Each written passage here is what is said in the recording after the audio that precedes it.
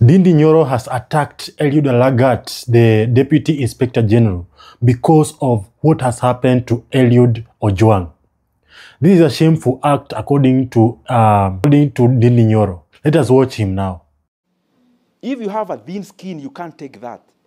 You exit. I would say the things we have seen around intimidation of Kenyans is uncalled for, and it is unfortunate. It is unfortunate because I am in a public office. Many people who serve government as elective, in the elective positions or appointive, have a choice. That if you don't want the conduct of your work to be part of the public domain, you have a choice to retreat into being a private person. Because the rights of Kenyans are clear in our constitution. It is upon you as a public person to read. If you don't want Kenyans to write about you, then you have no business being there. And I'm saying so because I've seen what is ongoing in Kenya currently. One of our brothers in Kenya lost their life in a very unfortunate manner. And it is even more unfortunate, I heard the father speaking, that was the only child they had. I mean, what does it benefit you as a leader when you see those kind of tears? What do you gain by doing such kind of an animalistic thing to a fellow Kenyan? Every Kenyan, myself, the other Kenyan ni yetu sisi wote. When I talk about Kenya, I'm not talking about anyone. I'm talking about our country. When a young Kenyan talks about a certain office held by an individual, they are talking about it because you are the one holding the office. If you have a thin skin, you can't take that. You exit. So as Kenyans, our expectations are that no one should try to gabble the issue that we are dealing with in our country today. Whatever happened must be investigated thoroughly. And I think now as Kenyans, we are beyond now that generality of being told somebody has been sacked. Give us the name. I mean, I feel very bitter, honestly, Oscar, because it's never worth it. You can't terminate somebody's life because of your own comfort. It is unfortunate. It shouldn't happen.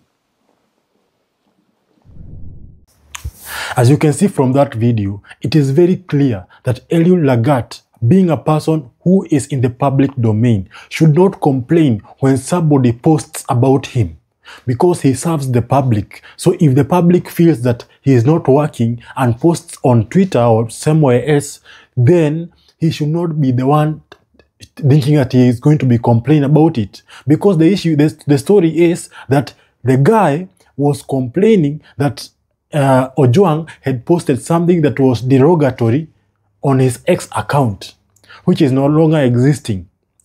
So Ndindi Nyoro coming out right now and saying that the person, any person, either the president or anybody holding public office, can be attacked by the public. Even Uhuru Kenyatta, when he was president, he used to be attacked on Twitter. What did he do? He did not come trying to kill the innocent young people. He went and just shut down his Twitter account. These are the issues that these leaders must know, or anybody who is in public domain. They must know that whenever you are in the public domain, people are entitled to talk about you. Otherwise, if you feel like you can't be talked about, then you need to just leave the office. That is the thing.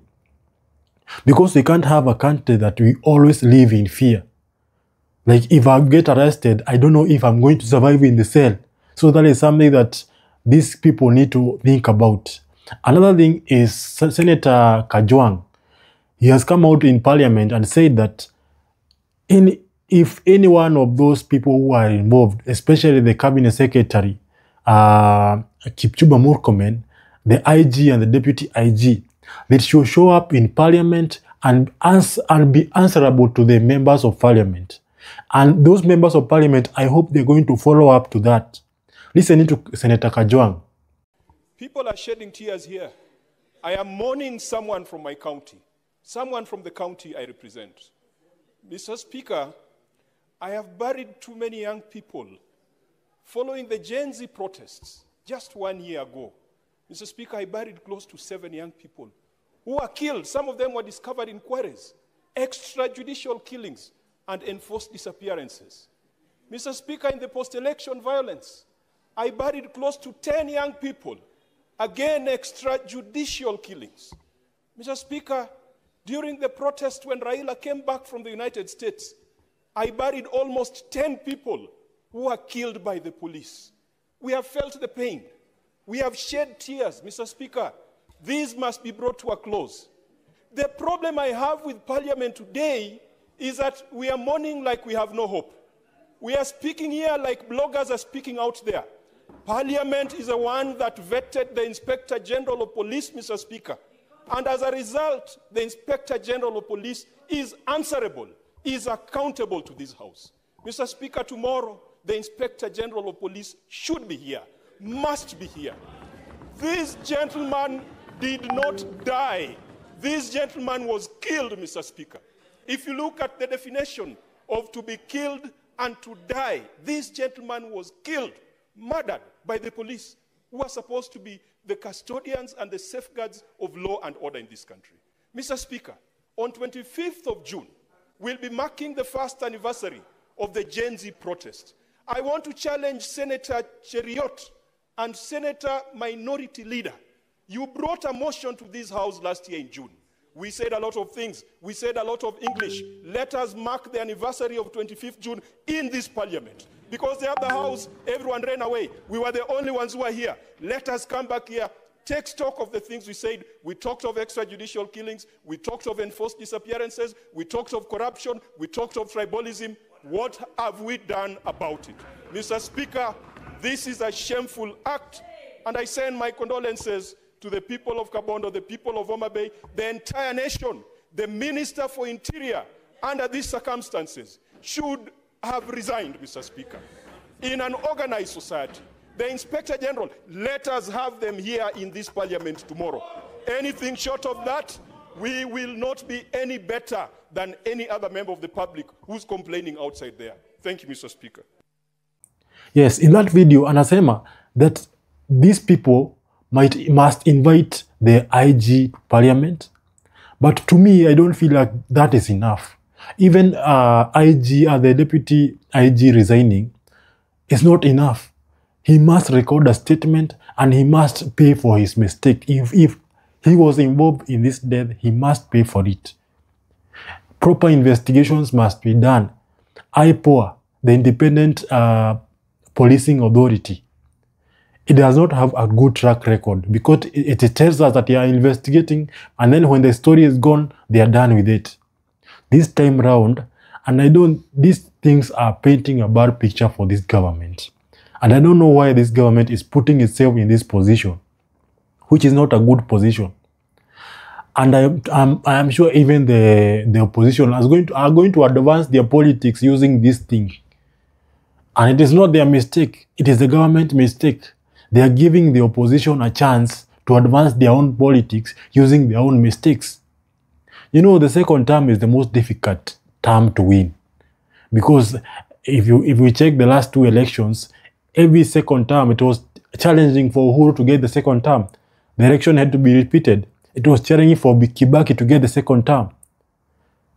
How will Ruto get the second term? Because he has become very, very unpopular. Even compared to Uhuru and Kibaki, Ruto has become extremely unpopular. He needs to clear his name before 2027. There's still a lot of time. So he needs to clear his name. He needs to make sure that everything he does from now on to 2027 is clean. Otherwise, these opposition leaders will use his mistake against him. Whether these mistakes are from him or not, he just needs to clean his government and make sure everything is right. Thank you. My name is Paul Mwangi. If you like this video and you like to listen more about politics and vibe checking them, this is the channel to be. Please subscribe and like this video. Peace.